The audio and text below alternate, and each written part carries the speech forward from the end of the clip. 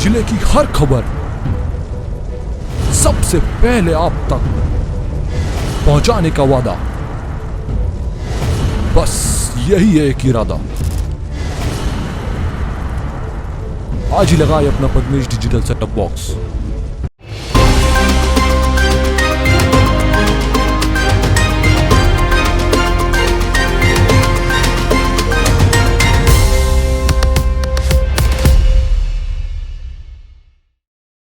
नमस्कार, आप देख रहे हैं पद्मेश 24/7 कृष्णा सेंडे के साथ। चलिए न्यूज बुलेटिन की शुरुआत करते हैं हेडलाइन से। बेलगाम ट्रक ने मोटरसाइकिल सवार दंपति को मारी ठोकर, घटना में पति की मौत, बाल बाल बची पत्नी।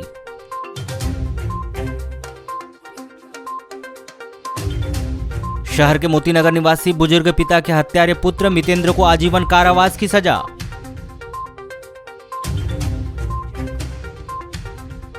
नर्सेज एसोसिएशन ने दिया शासन को अल्टीमेटम, मांग पूरी न होने पर 1 जुलाई से अनिश्चितकालीन हड़ताल की दी चेतावनी।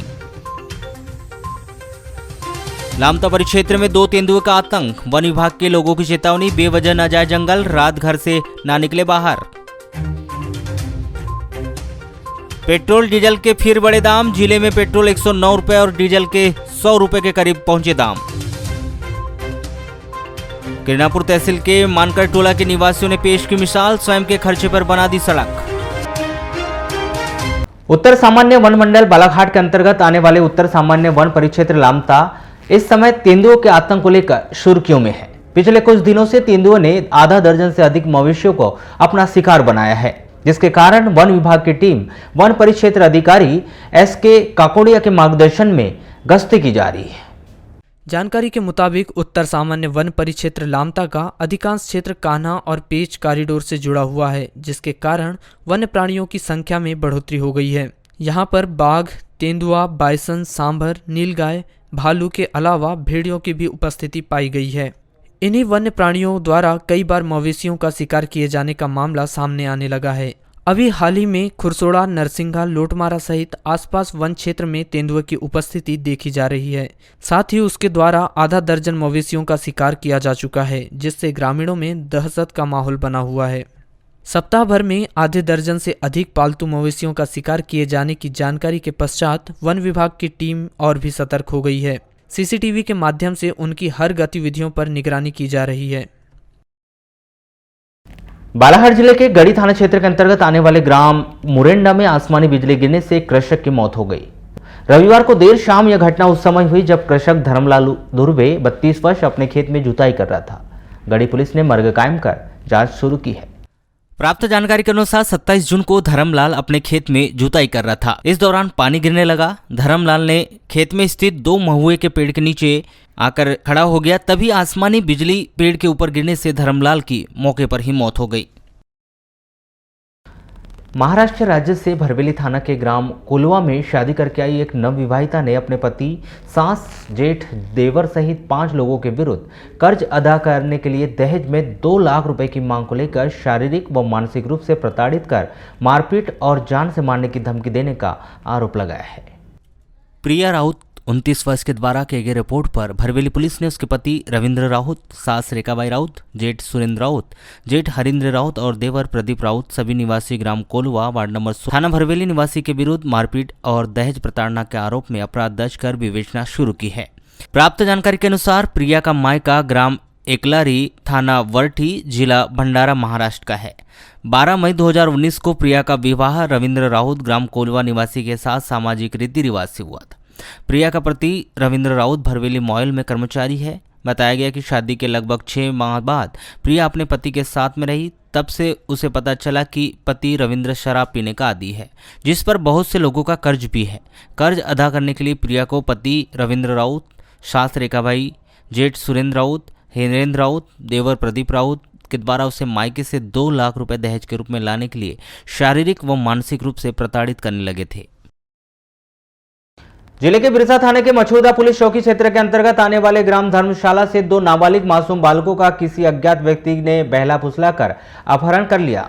मछुदा पुलिस ने इन 2 नाबालिग बालकों का अपहरण करने के आरोप में अज्ञात आरोपी के विरुद्ध अपहरण का अपराध दर्ज कर दोनों बालकों की तलाश शुरू की है।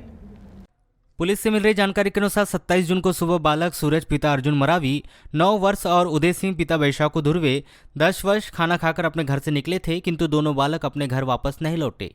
परिजनों के द्वारा तलाश करने पर भी दोनों बालक नहीं मिले, जिनके परिजनों ने पुलिस चौकी मछुरदा पहुंचकर रिपोर्ट की। जिले के चांगुटोला थाना के अंतर्गत नैनपुर रोड पर खैरगांव सावरझोड़ी नाले के पास सड़क दुर्घटना में एक व्यक्ति घायल हो गया। गंभीर रूप से घायल व्यक्ति भागचंद विश्वकर्मा 42 वर्ष ग्राम घगरिया निवासी की जिला अस्पताल में मौत हो गई। मृतक के परिजनों ने बताया कि 28 जून को 4 बजे भागचंद विश्वकर्मा ग्राम चांगुटोला से बिजली बिल जमा करके मोटरसाइकिल में अपने गांव घगरिया लौट रहा था। इसी दौरान खैरगांव के पास सावरझोड़ी नाला के पास सड़क दुर्घटना में भागचंद विश्वकर्मा गंभीर रूप से घायल हो गया। खबर मिलते ही परिवार के लोग घटनास्थल पहुंचे और घायल भागचंद विश्वकर्मा को लामता के अस्पताल में भर्ती किया गया था, जहां से इलाज के लिए उसे जिला अस्पताल रेफर किया गया है। क्या है, मैं कल केवलारी में था तो मुझे अचानक से फ़ोन आया कि एक्सीडेंट हो गया है। और जब इधर आया तो पता चला कि जहाँ जो रेत खदान है हम लोग अचानक से एक्सीडेंट हो गया। अचानक से ये अकेले थे क्या? अकेले थे, बिल पटाने आए थे। क्या से थे? गाड़ी से थे। गाड़ी से? हाँ। तो किसी ने देखा भी नहीं क्यों? हाँ, वहाँ लगभग 25 यानी 20-25 लोग रहने के बावजूद वो सब कह रहे हैं कि हमने देखा नहीं, और जो कि लगभग उनके और चाचा के बीच 100 मीटर का दायरा था। वाराणसी नगर के वार्ड नंबर 15 निवासी व्यापारी विजय जैन ने मंगलवार को अपने घर में फांसी लगाकर अपनी जीवन लीला समाप्त कर ली, जिस पर पुलिस ने आवश्यक कार्रवाई कर शव को अस्पताल में अपनी अभिरक्षा में रखा है। पुलिस से मिली जानकारी के अनुसार नगर के मुख्य मार्ग के केनरा बैंक के पास स्थित न्यू मशीनरी मार्ट के संचालक 35 वर्षीय विजय जैन कुछ दिनों से मानसिक तनाव में चल रहे थे, जिनके घर में मंगलवार को सुबह से सामान्य स्थिति में श्री जैन दुकान पर बैठकर अपना व्यापार कर रहे थे। तभी अचानक दोपहर 2:30 बजे के बाद श्री जैन अपने घर के ऊपर वाले कमरे में गए और बहुत देर तक वापस नहीं आए। इस दौरान उनकी पत्नी ने ऊपर जाकर देखा तो विजय जैन छत में रस्सी बांधकर फांसी पर लटके हुए थे। नगर के सुभाष चौक स्थित एक दवाई दुकान में नशे की दवाई नहीं देने पर दुकान के मालिक से अवैध रूप से रुपए की मांग करने, वहीं रुपए नहीं देने पर हाथ बुक्कों से मारपीट और दुकान के कांच तोड़फोड़ कर फरार आरोपी सोनू उर्फ सोनिया महाराज उर्फ प्रवेश शर्मा 30 वर्ष को गिरफ्तार कर लिया गया है। 29 जून को इस आरोपी को गुजरी चौक में उस समय गिरफ्तार किया गया जब वह यहां घूम रहा था, जिसके पास से एक चाकू भी जब्त किया गया है। पुलिस से मिली जानकारी के अनुसार अंकित काकरिया वार्ड नंबर 20 कुम्हारी मोहल्ला निवासी की दवाई दुकान नगर के सुभाष चौक में स्थित है। 23 जून की शाम करीब 6 बजे अंकित काकरिया अपनी दवाई दुकान में बैठे थे। उसी समय सोनू उर्फ सोनिया महाराज एक चाकू लेकर आए और अंकित काकरिया से नशे की दवाई मांगने लगा। अंकित काकरिया के द्वारा दवा नहीं देने की बात कहने पर सोनू उर्फ सोनिया महाराज पैसों की मांग करने लगा था, जिसे अंकित काकरिया ने रुपये देने से मना कर दिया। गुस्साए सोनू ने दवाई दुकान में घुसकर जबरदस्ती रुपये निकालने का प्रयास किया। वहीं रुपये निकालने से रोकने पर सोनू ने अंकित काकरिया से मारपीट की और दुकान के काउंटर पर रखा कांच हाथ मारकर तोड़फोड़ कर दुकान में रखा सामान फेंक दिया और नशे की दवा या पैसे नहीं देने पर अंकित काकरिया को जान से मारने की धमकी देकर फरार हो गया था। लांजी के पूर्व विधायक किशोर समृद्धि ने मंगलवार को एक पत्रकार वार्ता का आयोजन कर विभिन्न मुद्दों पर चर्चा की। होटल गुलमोहर में आयोजित इस पत्रकार वार्ता में श्री समृद्धि ने जहां कलेक्टर दीपक आर्य, पुलिस अधीक्षक अभिषेक तिवारी और राजेश पाठक पर शब्दों के कई बाण चलाए, तो वहीं उन्होंने प्रदेश सरकार पर भी बालाघाट जिले में माफिया राज को बढ़ावा देने वाला बताया। इसके अलावा अन्य मुद्दों पर चर्चा करते हुए उन्होंने जल्द ही एक जन आंदोलन किए जाने की भी जानकारी दी। आयोजित इस पत्रकार वार्ता को संबोधित करते हुए उन्होंने झाम सिंह एनकाउंटर को फर्जी एनकाउंटर बताते हुए झाम सिंह की हत्या के लिए पुलिस अधीक्षक को जिम्मेदार ठहराया, जहां उन्होंने एसपी के कार्यकाल के सभी मामलों की जांच करने और एसपी पर 302 के तहत मामला दर्ज किए जाने की मांग की। वहीं आयोजित पत्रकार वार्ता में श्री समृद्धि ने 5 करोड़ के नकली नोट वाला मुद्दा उठाते हुए इस मामले की एनआईए से जांच कराने की मांग की गई। इस दौरान श्री समृद्धि ने स्पष्ट किया कि वह जो भी आरोप लगा रहे हैं उनके पास सबूत है। वहीं उन्होंने कहा कि यदि उनके आरोप झूठे हैं तो कलेक्टर और एसपी उन्हें लीगल नोटिस जारी कर सकते हैं, जिसका वह जवाब देंगे। इस दौरान उन्होंने राजेश पाठक के द्वारा उन पर लगाए गए सभी आरोपों को झूठा व बेबुनियाद बताते हुए जिले में माफिया राज का बोलबाला होने की बात कही। वहीं उन्होंने एसपी कलेक्टर पर माफिया राज को बढ़ावा देने का आरोप भी लगाया। इतना ही नहीं, उन्होंने स्थानीय प्रशासन के साथ साथ प्रदेश की शिवराज सरकार पर भी जमकर निशाना साधा।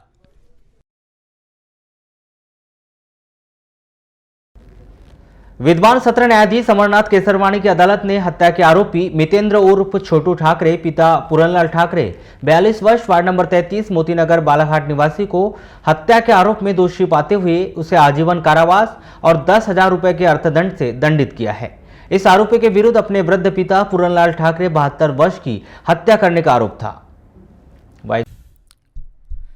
मिल रही जानकारी के अनुसार पूरनलाल ठाकरे सिंचाई विभाग में एसडीओ थे, जो 2007 में सेवानिवृत्त हुए थे। पूरनलाल ठाकरे के साथ पत्नी शकुंतला और मितेंद्र ठाकरे रहता था। मितेंद्र कोई काम नहीं करता था, जिसकी प्रताड़ना से परेशान होकर पत्नी भी उसे छोड़ चुकी थी। मितेंद्र ठाकरे अपने पिता और मां को पैसों के लिए आए दिन मारपीट करते रहता था। बीच बचाव करने आए पड़ोसियों से भी विवाद करते रहता था। 10 अगस्त 2018 की रात्रि 10 बजे मितेंद्र ठाकरे शराब पीकर घर आया और पैसों के लिए अपने पिता पूरनलाल की बेरहमी से पिटाई कर दी। इस दौरान पूरनलाल ठाकरे गंभीर रूप से घायल हो गए थे, जिन्हें रात्रि 3 बजे जिला अस्पताल बालाघाट लाकर भर्ती किया था। 11 अगस्त 2018 को पूरनलाल को बेहतर उपचार हेतु गोंदिया के अस्पताल ले जाकर भर्ती किया गया था, लेकिन हालत ठीक न होने पर शाम 5 बजे वापस बालाघाट ला लिया था, किंतु रास्ते में ही पूरनलाल की मौत हो गई। मर्ग जांच के उपरांत पूरनलाल ठाकरे की हत्या करने के आरोप में आरोपी मितेंद्र ठाकरे के विरुद्ध धारा 302 भारतीय दंड विधान के तहत अपराध दर्ज कर उसे इस अपराध में गिरफ्तार किया गया और अभियोग पत्र विद्वान अदालत में पेश किया गया था। उपलब्ध साक्ष्य के आधार पर आरोपी मितेंद्र ठाकरे को धारा 302 भारतीय दंड विधान के अपराध में दोषी पाते हुए आजीवन कारावास और 10,000 रुपये अर्थदंड से दंडित किया गया। इस मामले में शासन की ओर से लोक अभियोजक MM द्विवेदी ने पैरवी की थी। बालाघाट शहर के भीतर सरेका रेलवे फाटक पर ओवरब्रिज निर्माण कार्य से मिलने वाली सुविधाओं के लिए अभी लोगों को और लंबा इंतजार करना पड़ सकता है। इसके पीछे बड़ी वजह स्टेट गवर्नमेंट के द्वारा रेलवे ओवरब्रिज निर्माण के लिए 50% राशि जारी नहीं करने को बताई जा रही है। रेलवे निर्माण कार्य में लगे अधिकारियों से मिल रही जानकारी के अनुसार वर्ष 2017-18 में रेलवे की ओर से सरेका रेलवे फाटक पर ओवरब्रिज निर्माण कार्य को स्वीकृत करवा दिया गया है। उसके बाद से ही स्टेट गवर्नमेंट ने 50% राशि जमा करने के लिए कहा जा रहा है, लेकिन स्टेट गवर्नमेंट के द्वारा लगातार लेट लतीफी की वजह से यह निर्माण कार्य टलते जा रहा है। आपको बता दें कि योजना के अनुसार शहर के 5 रेलवे फाटक के ऊपर ओवरब्रिज का निर्माण कार्य किया जाना है, जिसमें प्राथमिकता के आधार पर सबसे पहले सरेका रेलवे फाटक पर ओवरब्रिज का निर्माण कार्य को स्वीकृति दी गई है। ओवरब्रिज निर्माण में नियम के अनुसार 50% राशि रेलवे और 50% राशि स्टेट गवर्नमेंट को देना है। जानकारी यही मिल रही है कि बीते दिनों एक बार फिर रेलवे के द्वारा स्टेट गवर्नमेंट से पत्र व्यवहार कर इस बात की जानकारी ली गई थी कि वे इस रेलवे ओवरब्रिज के लिए राशि स्वीकृत कब तक करेंगे। इस विषय पर स्टेट गवर्नमेंट के द्वारा कोरोना काल में अर्थव्यवस्था की दुहाई देते हुए थोड़ा और समय मांगे जाने की जानकारी सामने आ रही है।